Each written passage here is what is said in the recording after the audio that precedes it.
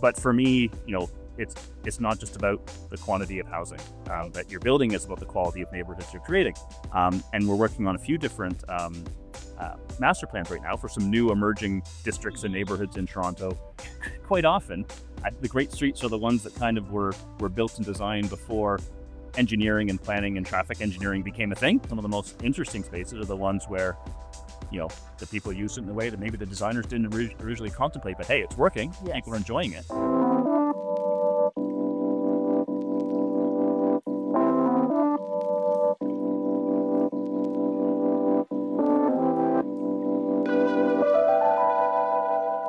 Dobar dan.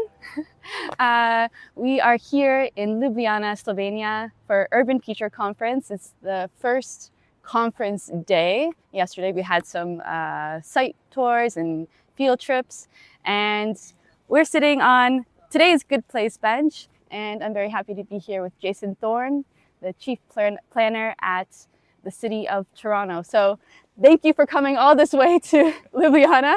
I'm from Toronto, so it's nice to be with a fellow Canadian on the bench. And Jason, I'd love to, first of all, hear from you. What are you most excited about over the next days in Ljubljana?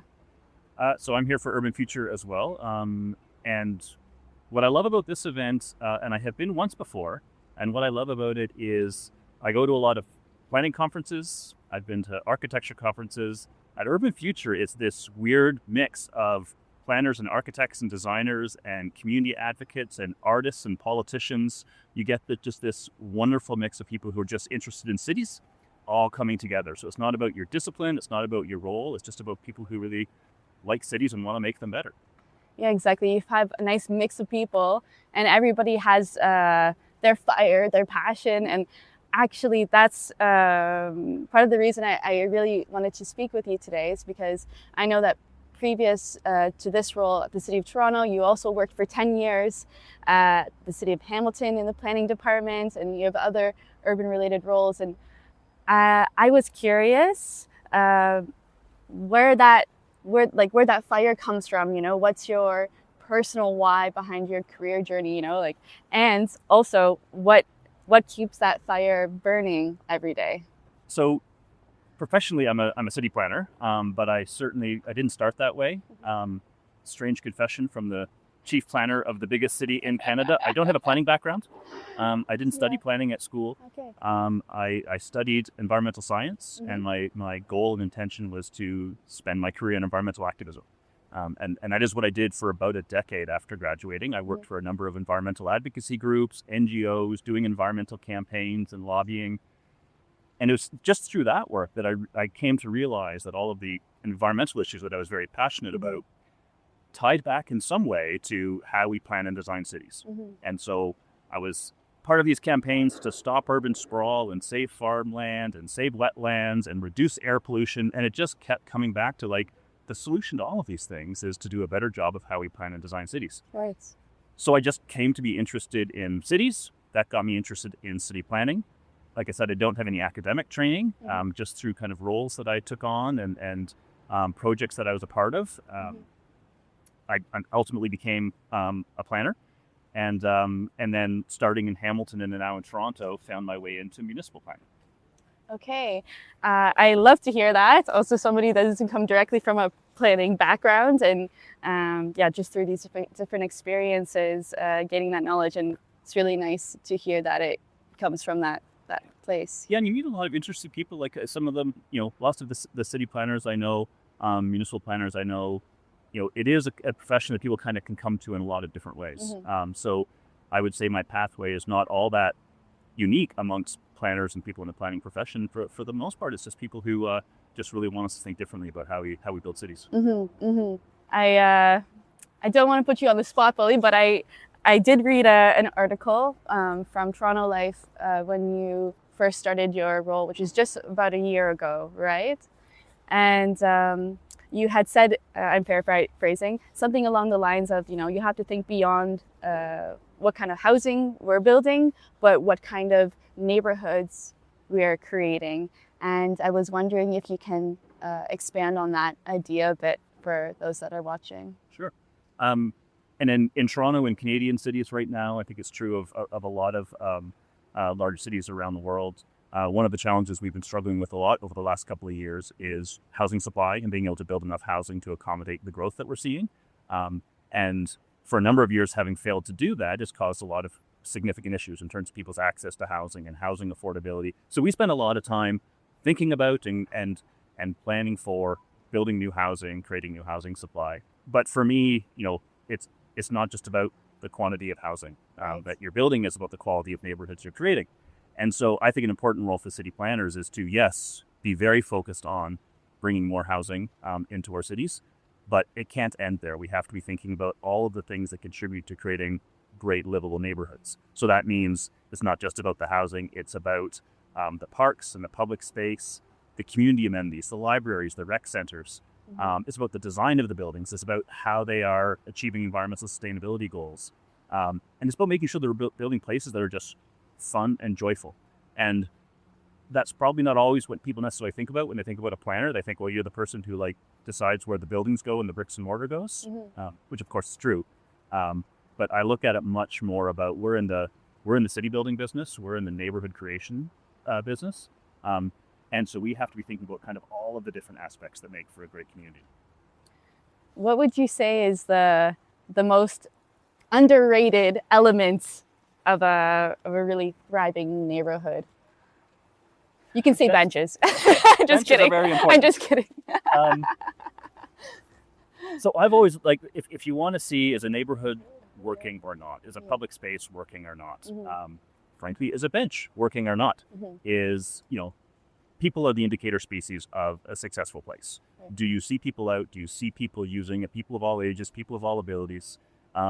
When you see that, you know that you've found the secret sauce. You've kind of found that whatever that magical thing is that actually makes a place work. So for me, that's what I look for when I'm walking around my own city, when I'm walking around other cities. You're just drawn to those places where the people are gathering. Right. And usually when you get there, you realize that there's very good reasons why that's happening. There's things to do, there's things to see, there's fun to be had. Is there a specific place in Toronto that you would say was like, okay, that's a urban design, that's a win. That's a win for us. I can't pick favorites. Yeah.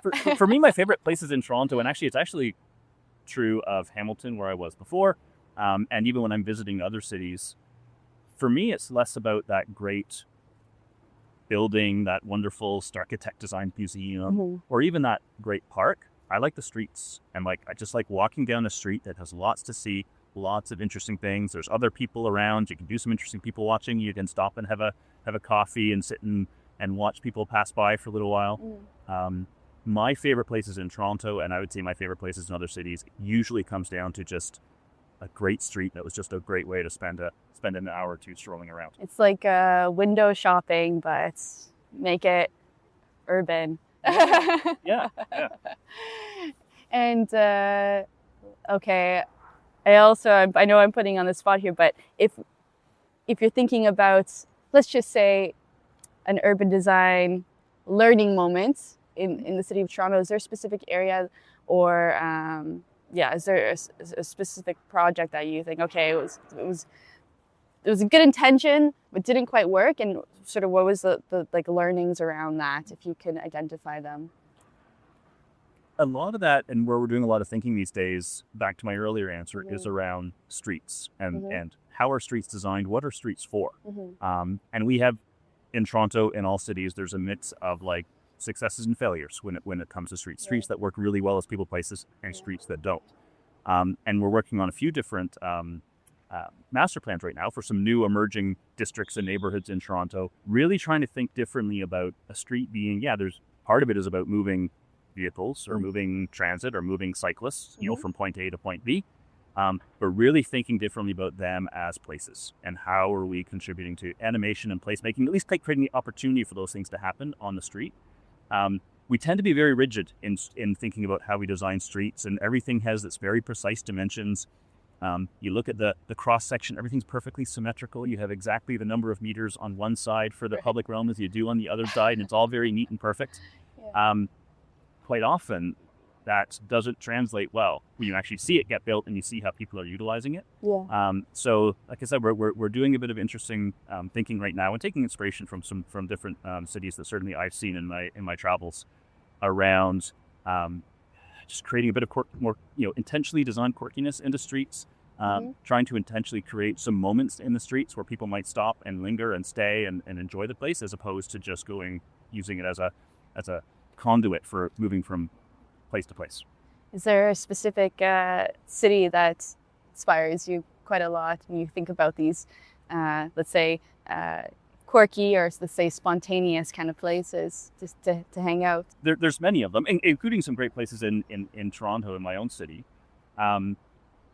Quite often, the great streets are the ones that kind of were built and designed before engineering and planning and traffic engineering became a thing. Right. And they are, they have some, they just have some uniqueness to them. They have some surprise moments.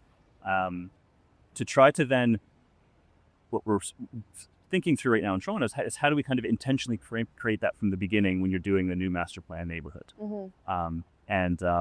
I've traveled some places in London that have done that. Okay. As I said, we've got a couple of examples in Toronto that have worked well. I've traveled some places in, we think you said you're from Amsterdam, so certainly Amsterdam is fairly well known for their sort of innovation in street design. Right. And then a lot of just thinking about how landscape is part of the street as well, and can it be part of the greenscape, part of the natural environments through our streets as well. More green streets. With Good Place, the whole idea behind it is to foster connection in cities, fight loneliness, get people to actually talk to one another. And I was wondering, through an urban design lens, how is the city of Toronto sort of fostering that trust and battling that loneliness epidemic that we're all talking about and seeing? And somewhat, odd to be talking about sort of the loneliness epidemic, which is a very real thing, and city planning and urban design as part of the same conversation. A lot of people don't necessarily make those connections, but it is absolutely true. The analogy I've often used for what is city planning, what do city planners do, is that the role of a city planner is you're building a stage upon which other people perform. So you can't, as an urban planner, as an urban designer, force people to interact and say, you two strangers, you must meet and chat and focus. You must sit on that bench and you must have a good conversation, and therefore we will solve the loneliness epidemic. Then you're good. You can't do that. Right. But you can create spaces that make that less likely, and you can create spaces that make that more likely. And I think that's the challenge for planners, for urban designers, for people who are involved in city building and city making is, are we creating the conditions that these kind of interactions and connections can happen? It's also, I guess, about testing things out and seeing, okay, what works, what doesn't work, and not to overthink it, and not to overplan it. Like why I like the kind of the stage analogy is there's some humility that comes with that. You're not the director of the play, you're not the actor, you're not the screenwriter. You're just creating the stage, you're creating conditions for things to happen, and then you've got to kind of make space to allow that to unfold. And you don't always know exactly how a space is going to get used. And some of the most interesting spaces are the ones where, the people use it in a way that maybe the designers didn't originally contemplate, but hey, it's working. Yes. People are enjoying it. Yeah. So to not overly prescribe a preconceived notion of what a space is for into the design and delivery of that space. Yeah. Create a bit of flexibility, a little space for people to make it what they want it to be. I love that. That's why you see a lot of these more and more movable furniture inside these public spaces, so people can really create their own place. Yeah. I love to end this conversation off because I'm curious. What's your good place? What's my good place? Your happy place. I'm probably like a lot of people. My good place is my own neighborhood. That's where your family is, where your friends are, where your favorite restaurant is, where your favorite shop is. Yeah. A great Saturday for me is to just get on my bike and kind of go out with my partner, with my kids, and noodle around the neighborhood and just kind of check out what's going on. And then when I travel, it's much the same. I will wake up in the morning. I will either rent a bike or I will walk, and you just don't necessarily have a destination in mind. You just kind of start going, and things catch your eye and things look interesting, and you say, hey, that's an interesting alleyway down there. I wonder what's down there. So off you go. I would have to say there's my good place. an urban explorer through and through. Yes, yeah. Great. I think that's a lovely way to end this conversation. Jason, thank you so much for joining me today, and I wish you all the best in these upcoming days in Ljubljana, and I'll see you in Toronto. Yes, that's great. Okay. Thank you very much. Thank you. Bye.